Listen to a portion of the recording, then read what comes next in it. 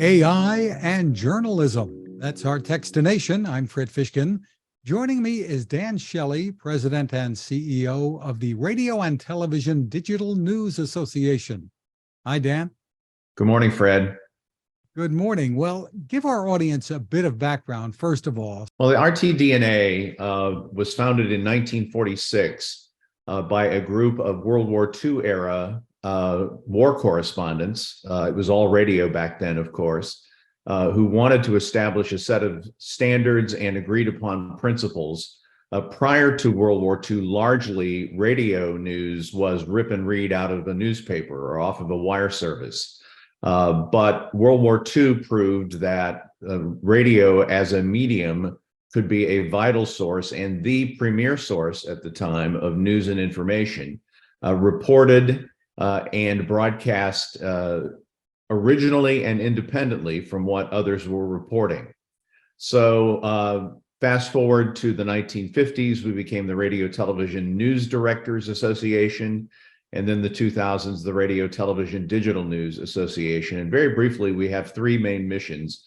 One is to recognize outstanding responsible journalism through the Edward R. Murrow Awards, which we administer along with others. Number two is to do advocacy work on behalf of press freedom, particularly the public's need to know what independent, fierce journalism can tell them about their communities and the nation and the world. And number three is to provide continuous education opportunities for journalists at all levels of their careers. And for decades now, we've also produced a code of ethics and several accompanying ethical guidelines to help journalists make decisions on issues that involve ethical concerns that could affect reporting and what the public is able to consume from radio, television, and now digital news outlets. And so now the age of AI is upon us, seemingly everywhere, but just getting started, I suppose, in reality. Tell me about the impact on journalism so far and the issues that you're concerned about. Well, we have just released a coverage guideline document that advises radio, television, digital newsrooms, all newsrooms for that matter, on some of the things they should consider when considering the use of artificial intelligence in their work product, in the journalism that they present to the public. Broadly speaking, these are not prescriptive. They just pose a series of issues and questions that help journalists reach their own conclusions about the proper use of AI, if they believe there is a proper use of AI.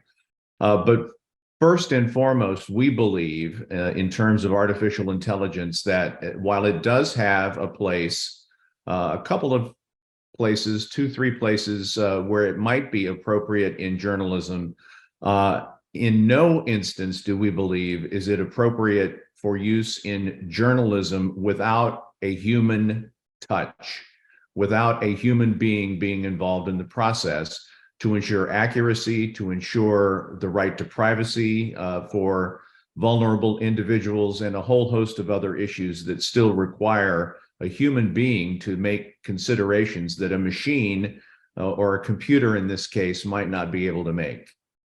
Do you liken this at all to the reliance some may have had on things like Wikipedia and looking things up online in haste to put a story together?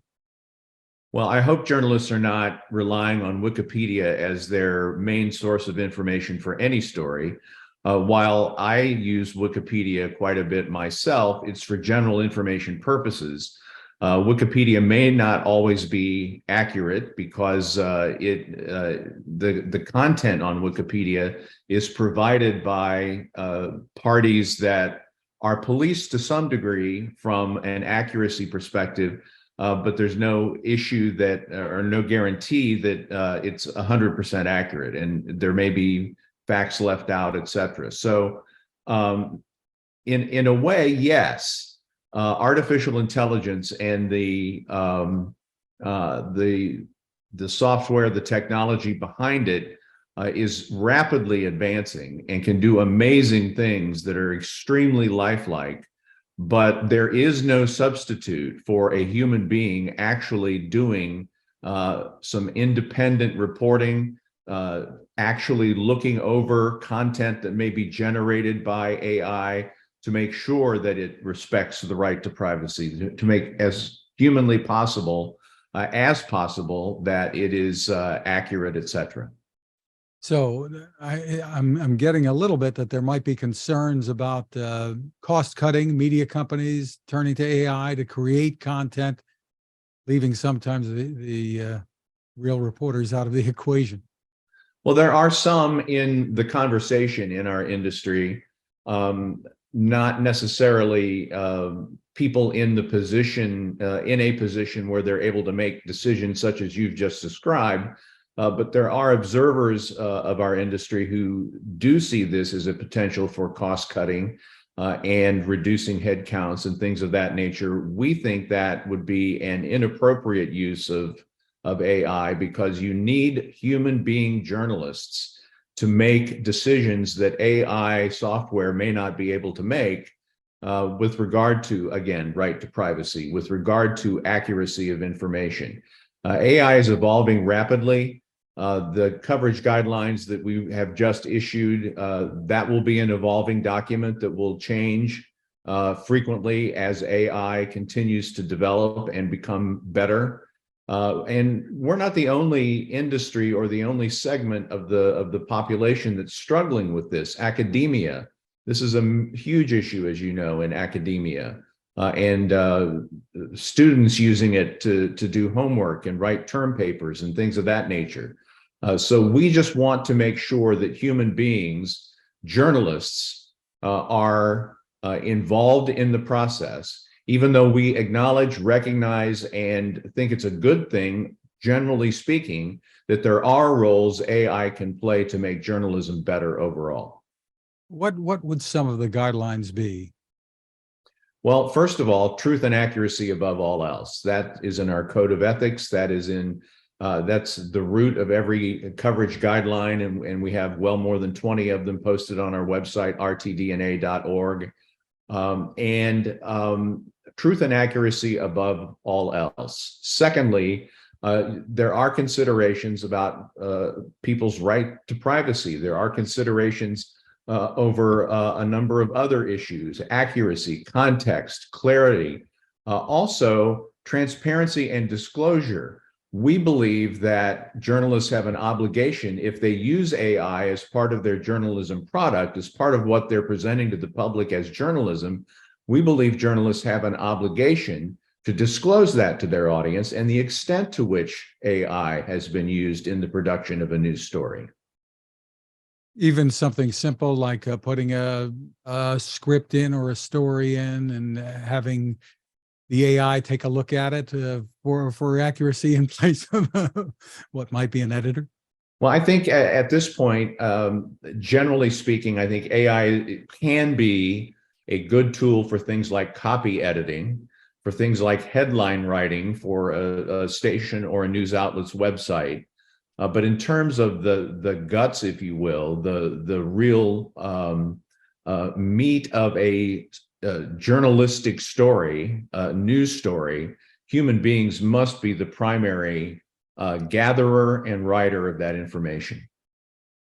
What are your concerns about this being used, because so much information is disseminated today through social media, that this technology could be used to spread even more inaccurate information to the public? One of the biggest threats to our way of life, and I'm not overstating it when I say this, is disinformation and misinformation. Disinformation, of course, being the knowing and intentional spread of false information for one reason or another. Misinformation is the unwitting spread of false information simply because it shows up in your social media feed and you share it with all of your friends or followers. Then you are spreading misinformation because it's wrong, but you didn't realize it was wrong when you shared it. So yeah, I am concerned that AI can produce disinformation and misinformation, and it can be distributed on steroids to far too many people. Disinformation, misinformation are two of the biggest threats to society right now, and have been over the last several years. In some parts of the world, it's led to violence, it's led to murders, it's led to in political discourse and news coverage. And we want to make sure that doesn't happen in the United States. We don't want it to happen anywhere, but certainly we don't want that to happen in the United States. And the extent to which AI can spread disinformation on steroids, that's very concerning to us, yes. Words are one thing, and then there are the issues surrounding voice cloning and image manipulation that can be very hard to detect. Yeah, that's very troubling. And there are already companies, as you may know, that are offering voices and AI generated news anchors to radio stations across the country and in other countries around the world. And the jury is still out on whether that's an appropriate use of AI. But one thing is for certain, as far as we're concerned, and that is that if artificial intelligence is used to generate a voice, if it is used to generate any content whatsoever of a news nature, that must be disclosed to the public. And there still has to be a human overseeing the content and overseeing what this voice or this image is purporting to say, to ensure as best as possible that it's accurate, it protects the right to privacy, etc. A lot of food for thought. As you said, Dan, there's a place people can go to for more information on these guidelines, right? RTDNA.org, and then look for our ethics section of the website. And you can find all of our coverage guidelines, our code of ethics, they're all there. Well, congratulations on taking this on. Dan Shelley, thank you for spending time with us. Thank you so much, Fred.